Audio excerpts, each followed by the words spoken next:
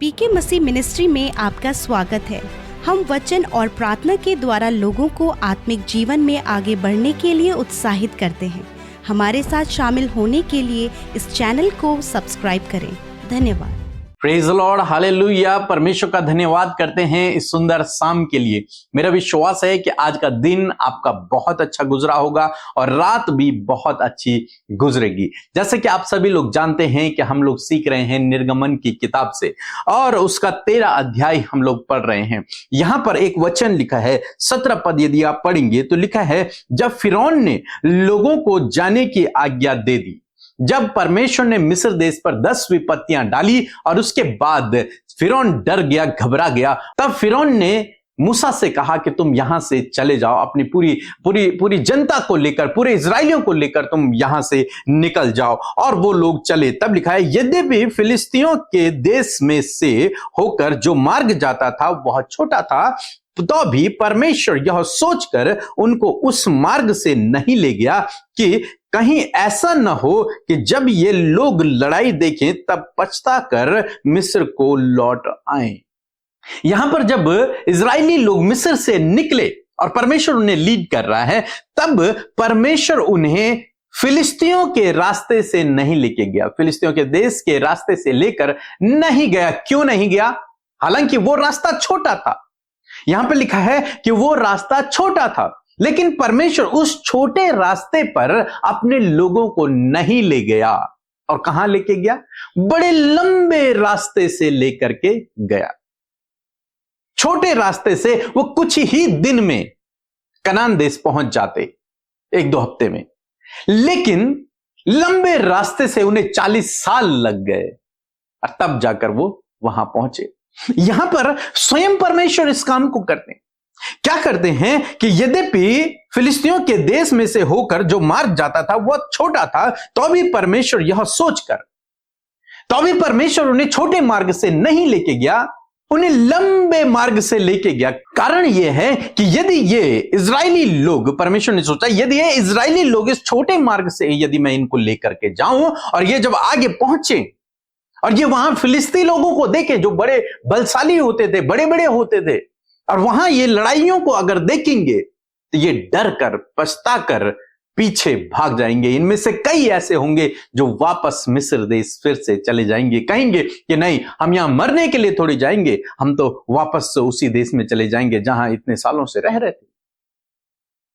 इसलिए परमेश्वर ने क्या किया? उन्हें छोटे मार्ग से नहीं लेके गया। हालांकि छोटे मार्ग से वो जल्दी पहुंच जाते, लेकिन उसके बावजूद परमेश्वर उन्हें नहीं लेके गया। कहां लेके गया? लंबे रास्ते से लेकर के गया, क्योंकि परमेश्वर इजरायलियों की भलाई को चाहते थे। परमेश्वर चाहते थे कि वो मिस्र देश से संपूर्ण रूप से छुटकारा पाकर कनान देश को पहुंचे। यहां पर यदि ये इजरायली लोग उस छोटे मार्ग से जाते, वहां फिलिस्ती देश के लोगों को देखते, तो वापस आ जाते, फिर ये कभी भी छुटकारा नहीं पा पाते। कहने का मतलब है, परमेश्वर लंबे रास्ते पर इसलिए लेके गए ताकि इनके लिए भलाई उत्पन्न हो, ताकि इन लोगों के लिए भलाई उत्पन्न हो, ताकि ये फिर कभी बंधुआई में न जाए, ताकि ये फिर कभी उस मिस्र देश में गुलाम न हो। कई बार जीवन में ऐसा समय आता है जब मानो परमेश्वर हमें उस छोटे मार्ग से नहीं बल्कि लंबे मार्ग से लेकर के जाता है। और बहुत लोगों को लगता है कि मेरे जीवन में डिले हो रहा है, मेरे जीवन में लेट हो रहा है, मेरे जीवन में देरी हो रही है, मेरी प्रार्थना का उत्तर नहीं आ रहा है, मेरे जीवन में यह काम नहीं हो रहा है, मैं प्रार्थना कर रहा हूं, मैं उपवास कर रहा हूं, मैं सब कुछ कर रहा हूं, लेकिन उसके बावजूद मैं अपनी मंजिल तक नहीं पहुंच पा रहा हूं, उसके बावजूद जो मैं चाहता हूं वो नहीं हो रहा, उसके बावजूद जो मेरी योजना है वो पूरी नहीं हो रही है। कारण एक ये भी हो सकता है क्योंकि परमेश्वर जानते हैं कि हो सकता है ये आपके लिए छोटा मार्ग हो, और जब आप इस पर चलें तो आगे आपके लिए संकट हो, आगे आपके लिए मुसीबत हो, आगे आपके लिए विपत्ति हो। इसलिए परमेश्वर आपको लंबे रास्ते से लेकर जा रहे हैं, इसलिए परमेश्वर आपको डिले करवा रहे हैं, आपके उस मार्ग को लंबा कर रहे हैं, ताकि इसमें भी आपके लिए भलाई उत्पन्न हो। यह आपकी बुराई के लिए नहीं है। यदि लेट हो रहा है तो यह आपकी बुराई के लिए नहीं है, इससे भी परमेश्वर आपके लिए भलाई को उत्पन्न करेगा। परमेश्वर इन्हें जंगल के मार्ग से लेके गया, इसलिए नहीं कि ये वहां नष्ट हो जाए, बल्कि बल्कि इसलिए ताकि ये सीखें, ये समझें, ये मुझे पहचाने और परमेश्वर उनके जीवन में अद्भुत आश्चर्य कर्मों को करे।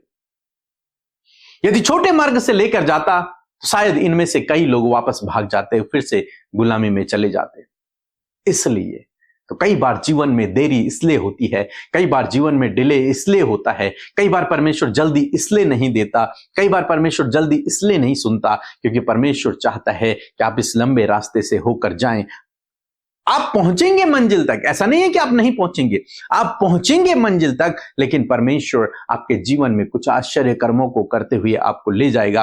परमेश्वर आपको कुछ सिखाते हुए लेके जाएगा। परमेश्वर आपके लिए इन सब बातों से भलाई उत्पन्न करते हुए लेके जाएगा। इसलिए प्रभु पर भरोसा रखें, वो जो भी कर रहे हैं आपके लिए अच्छा ही होगा। सो प्रभु आपको इस वचन के द्वारा बहुत आयत से आशीष दे। आमीन। सबको जय मसीह की। मैं निधि भारती बोल रही हूँ कोलकाता से। मैंने 1 साल पहले हिंदी बाइबल प्रेयर सेंटर में अपने भाभी के लिए प्रेयर करवाया था। उनको ब्रेन टीबी हो गया था और डॉक्टर ने उनको 72 घंटे का समय दिया था और सेंसलेस हो गई थी। उनको यूरिन, पेशाब, लैट्रिन के बारे में कुछ भी महसूस नहीं हो रहा था। और मैंने Hindi Bible prayer centre group में उनके लिए मैसेज डाला और प्रेयर किया और इस मसीह के नाम से वो अब एकदम स्वस्थ और चंगी हो चुकी हैं और ये मेरी गवाही है। जय मसीह की। Praise the Lord. आप सबको जय मसीह की सुंदर सी शाम में आप सब भाई बहनों का हम स्वागत करते हैं। मैं आशा करती हूँ कि आप खुश हैं, आनंदित हैं। हर दिन प्रभु के वचन से कुछ ना कुछ आप सीख रहे हैं। प्रभु का वचन आपसे बातचीत कर रहा है। सो आइए हम सब मिलकर प्रार्थना करें। धन्यवाद धन्यवाद धन्यवाद करते हैं स्वर्ग में विराजमान हमारे पिता। हम आपका आदर सम्मान, आपकी तारीफ करते हैं।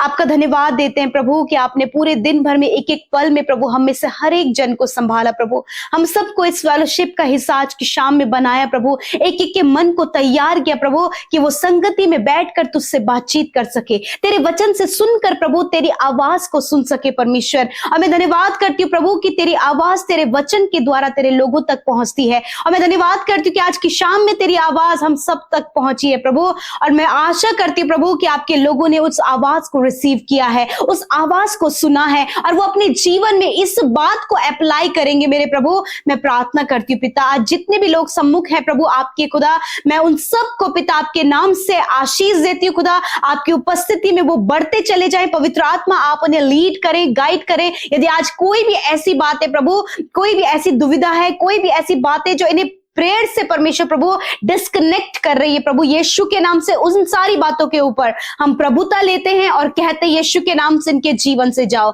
निराशा, परेशानी, डिस्टर्ब करने वाली बातें, मन में व्याकुलता यीशु के नाम से निकल कर चली जाए प्रभु। हर एक का ध्यान सिर्फ और सिर्फ तेरी ओर हो, सिर्फ और सिर्फ हर एक का फोकस तेरी ओर हो। परमेश्वर मैं आपका धन्यवाद करती हूँ प्रभु, हर एक जन पर तेरा अनुग्रह ठहर जाए प्रभु और हर एक का जीवन परमेश्वर पिता तुझ में बढ़ता चला जाए प्रभु। मैं धन्यवाद करती हूँ प्रभु, जैसे कि हमने वचन को सुना प्रभु जी कि प्रभु जब डिले होता है प्रभु तो उसमें भी प्रभु तू अपने लोगों के लिए भलाई को उत्पन्न करता है।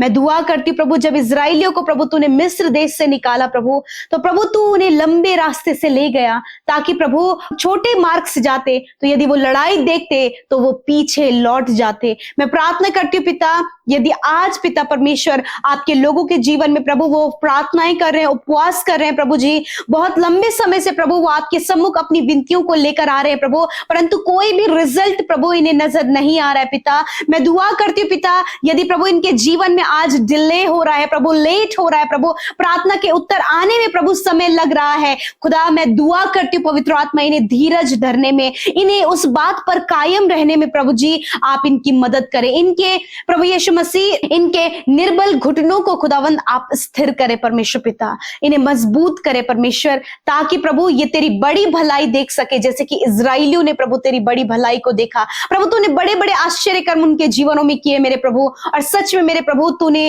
प्रभु उन्हें कनान देश पहुंचाया प्रभु। उसी प्रकार खुदावन मैं दुआ करती प्रभु कि जब ये तुझसे मांग रहे हैं प्रभु, तुझसे प्रार्थना कर रहे हैं प्रभु, तो होने दे पिता परमेश्वर प्रभु आप इनके लिए भलाई उत्पन्न करें प्रभु। जब इनके मैरिज होने में प्रभु, इनकी जॉब लगने में प्रभु, इन्हें सेटल होने में, लाइफ में कुछ बड़ा करने में मेरे खुदावन बहुत सी रुकावटें और बाधाएं और बहुत डिले है पिता। मैं दुआ कर रही हूँ ऐसे समय में तेरे लोग धीरज के साथ तुझ में बने रहकर तुझसे प्रार्थना करने पाए और आने वाले समय में प्रभु जी वो सही समय में तेरी बड़ी भलाई को अपने परिवार में, अपनी लाइफ में, अपने मैरिज में, अपने रिलेशनशिप में, अपने जीवन के हर एक क्षेत्र में तेरी बड़ी भलाई को देख सके। खुदा मैं प्रार्थना करती हूँ जिनके दरवाजे बंद हैं यीशु के नाम से प्रभु इनके लिए जॉब के दरवाजे खोले, मैरिज के लिए दरवाजे खोले, अच्छी अपॉर्चुनिटी के लिए आप इन्हें दरवाजे खोले, प्रमोशन के लिए प्रभु हायर एंड हायर पोस्ट पर नियुक्त होने के लिए आप इनके लिए दरवाजे खोले, इनके रुके हुए कामों को बनने के लिए आप दरवाजा खोले यीशु के नाम से। पिता इस समय जितने लोग दुख में है, निराशा में है, परेशानी में है, एंजाइटी में है,